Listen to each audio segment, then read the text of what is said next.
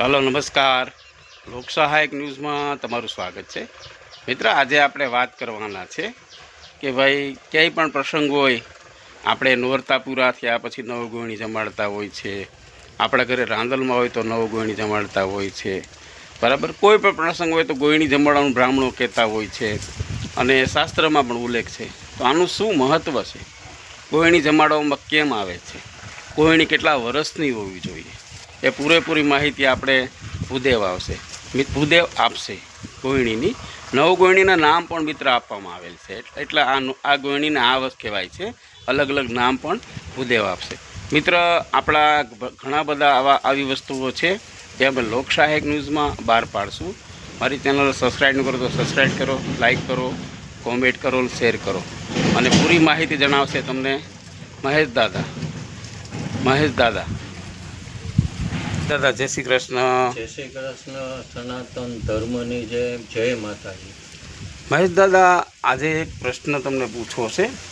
कोई पण आपणे कार्य करता होय तो एम कहता हो कि भाई तमारे गोयणी जमाड़वी पड़शे। घणाने पितृनी ओली होय तो एम के गोयणी जमाड़वी पड़शे। घणाने संताननो प्रॉब्लेम होय तो ए रांदलमां कहेता कि भाई गोयणी जमाड़जो, रांदलमां तेड़जो। ज्यां होय ने टूंकमां गोयणी जमाड़वानो होय। એટલે પહેલો પ્રશ્ન તો એક છે, કેટલા વર્ષની ગોયણી કે ને કુંવારકા કે ને કુંવારકા કેટલા વર્ષની કુંવારકા હોવી જોઈએ? કુંવારકા નું પૂજન મહત્તમ બતાવવામાં આવ્યું।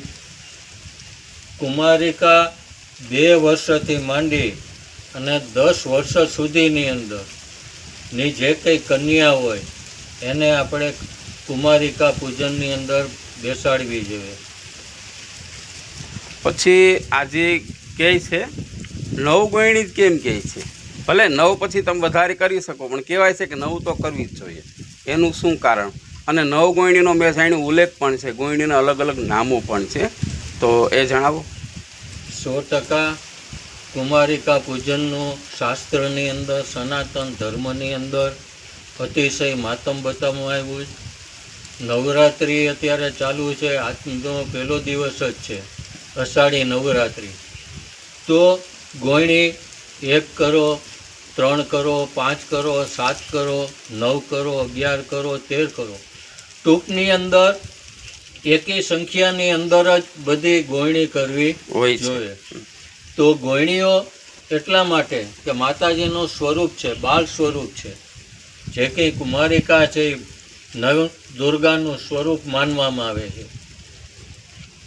અને નવગોયણીના નામ પણ મેં કંઈ શાસ્ત્રમાં મને માહિતી છે, તો તમે નામ આપશો અલગ અલગ નવગોયણીના? હા, 100%।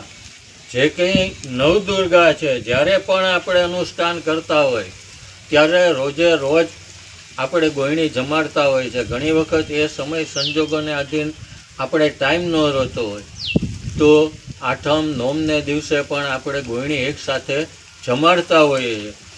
તો 9 ગોયણીઓ છે, એમાં પહેલી વહેલી તો કુમારી છે, બીજી ત્રિમૂર્તિ છે, ત્રીજી કલ્યાણી છે, ચોથી રોહિણી છે, પાંચમી કાલિકા છે, છઠ્ઠી સાંભી છે, એ પછી દુર્ગા છે, ચંદ્રિકા છે અને છેલ્લી 9મી સુભદ્રા।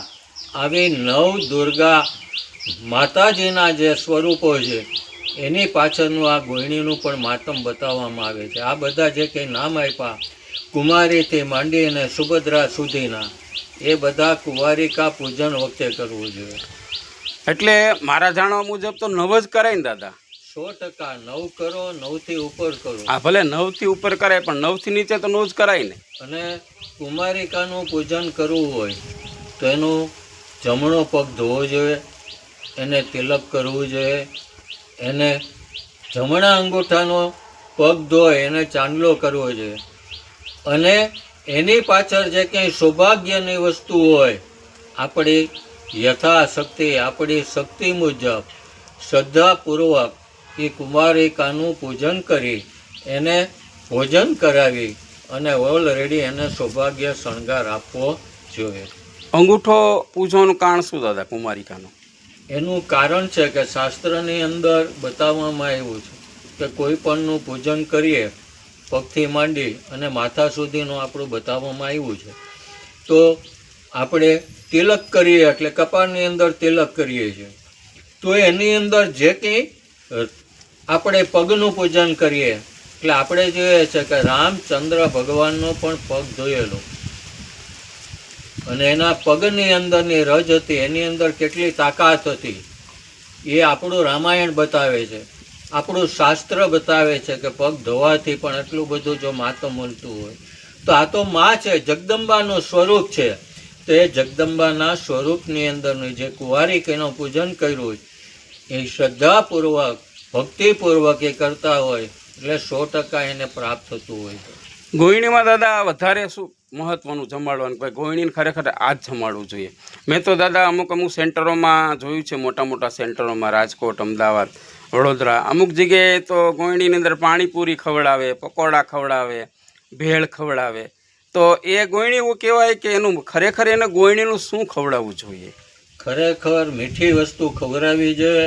મીઠી વસ્તુની અંદર આપણે ખીર અને પૂરી એ વસ્તુ એને ખાસ ખવડાવવી જોઈએ. માતાજીને ખીર ભાવે છે, શિવજીને પણ ખીર ભાવે છે.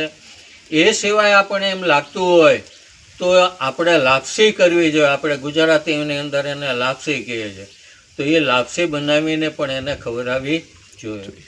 એટલે મતલબ આ બધા ભેળ ને બધું ખુશીથી ખવડાવી શકે, બાકી ગોયણીને તો આ ખવડાવતું નથી ને? નથી ખવડાવતું, પણ છતાં અત્યારના યુગની અંદર આ બધું ચાલતું હોય છે.